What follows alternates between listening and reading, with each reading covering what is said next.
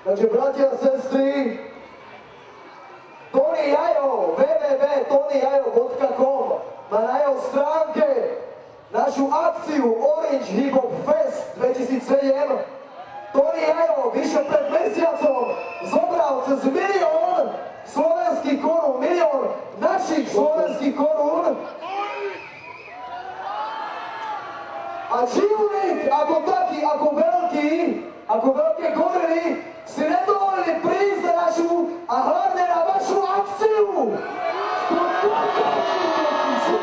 Pani Píreši, Oleváči, neboj Žilník,